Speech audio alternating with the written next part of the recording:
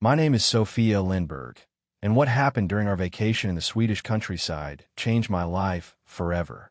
When my husband disappeared, the kidnappers made one mistake. They left him alive long enough for us to uncover a secret that powerful people had spent years trying to bury. And by the time the police discovered the truth, a respected businessman, a local politician, and several members of a criminal network were headed to prison. But none of us knew that when we drove into the countryside for what was supposed to be the happiest week of our marriage. It began on a rainy afternoon in the province of Dalarna, Sweden.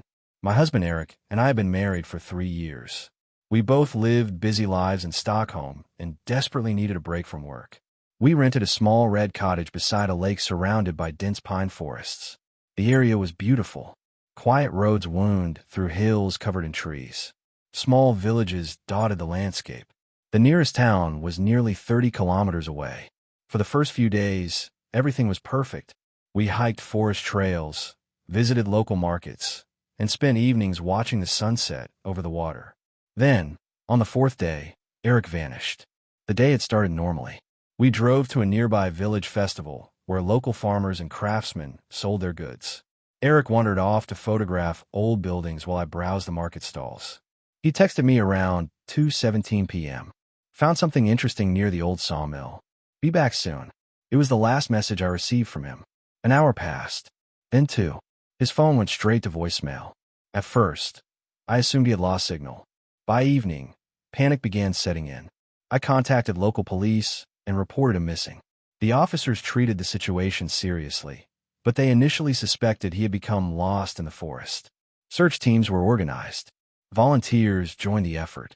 Helicopters scanned large sections of woodland. Nothing. No footprints. No backpack. No camera. No Erik. Then, the following morning, my phone rang. The caller ID displayed an unknown number. I answered immediately. A distorted voice spoke. If you want your husband alive, do exactly as you're told. My heart nearly stopped. The caller demanded 500,000 euros. They warned me not to contact the authorities. Then they hung up. I was shaking.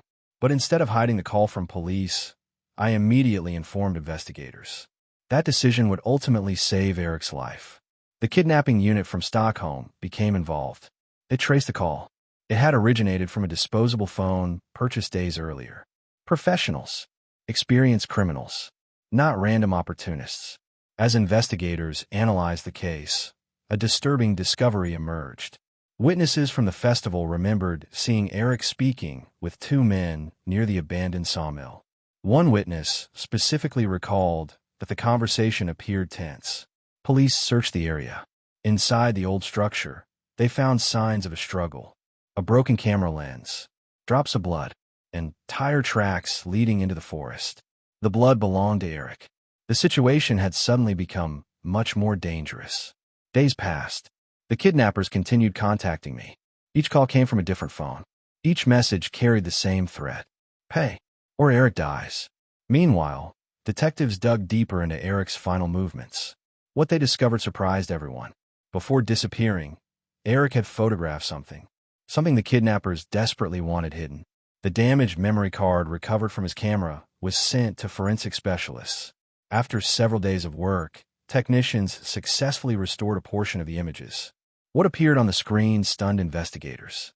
The photographs showed trucks arriving at the abandoned sawmill late at night. Men unloading large crates, armed guards, and hidden beneath tarps were what appeared to be stolen industrial equipment worth millions of euros. The sawmill wasn't abandoned at all. It was being used as a secret storage facility. But the deeper police investigated, the stranger the case became. The stolen equipment had been linked to multiple thefts across Scandinavia. For years, authorities had been unable to identify the organization responsible. Now they had their first major lead, and Erik had accidentally photographed it. The kidnappers hadn't targeted him at random. He had seen something he wasn't supposed to see. Suddenly, the investigation transformed from a kidnapping case into a major organized crime operation. Yet another twist was waiting. Financial records uncovered connections between the criminal enterprise and a respected local businessman named Lars Holmgren. Publicly, Holmgren was viewed as a successful entrepreneur who funded community projects and charitable events. Privately, Investigators discovered he controlled several shell companies linked to stolen goods trafficking. But even that wasn't the biggest revelation. As authorities examined communication records, they uncovered repeated contacts between Holmgren and a regional government official. The politician had been secretly helping the organization avoid inspections and law enforcement scrutiny for years. Corruption, bribery, money laundering. The investigation was exposing an entire network. And Erik remained missing. Nearly 2 weeks after the abduction, hope was fading. Then an unexpected breakthrough occurred. One of the kidnappers made a mistake. A surveillance camera captured a vehicle used during a ransom drop instruction. Traffic analysts tracked its movements through multiple rural roads. The vehicle repeatedly returned to a remote hunting lodge deep in the forest. Special operations officers were deployed immediately. But police faced a dilemma.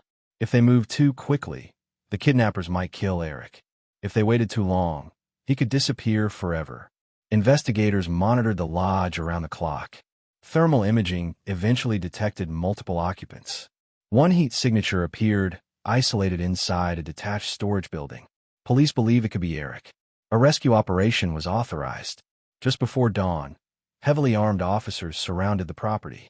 The raid lasted less than 8 minutes. But for me, those 8 minutes felt like an eternity. Then my phone rang. An investigator's voice came through. "We found him." I collapsed onto the floor, crying. Erik was alive. Weak. Injured. But alive. He had been chained inside a concealed room beneath the storage building. The kidnappers had beaten him repeatedly and moved him between locations during the investigation. Yet despite everything, he survived. The arrests that followed exposed the true scale of the conspiracy. More than a dozen individuals were charged. The businessman who financed the operation, the corrupt politician, the kidnappers themselves, transport coordinators, money launderers, several security personnel. The organization had operated for nearly 7 years before finally being dismantled. During the trial, prosecutors revealed that Erik's photographs had accidentally captured evidence connecting every major figure in the network. Those images became some of the most important evidence presented in court. One by one, defendants accepted plea agreements or were convicted after lengthy proceedings. Prison sentences ranged from several years to over 2 decades. The politician's career ended in disgrace. The businessman lost everything. The criminal enterprise collapsed. Months later, Erik and I returned to the same lake where our nightmare began. The forest looked peaceful again. The water reflected the evening sun exactly as it had before. Yet neither of us were the same people who had arrived there on vacation. What should have been an ordinary photograph had exposed years of criminal activity. A single decision to involve authorities rather than negotiate alone had saved a life. And a criminal network that believed it could operate in the shadows learned a painful lesson. Sometimes the smallest mistake is all it takes for the truth to find its way into the light. And sometimes a vacation meant to help you escape reality ends up revealing realities far more dangerous than you could ever imagine. If you enjoyed this story, please like this video and subscribe to the channel for more gripping true crime stories, shocking investigations, and real-life mysteries. Turn on notifications so you never miss our latest uploads. What would you have done if you were in Sofia's position? Would you have trusted the authorities immediately or tried to negotiate with the kidnappers yourself? Share your thoughts in the comments below. We'd love to hear your opinion and discuss this case with you.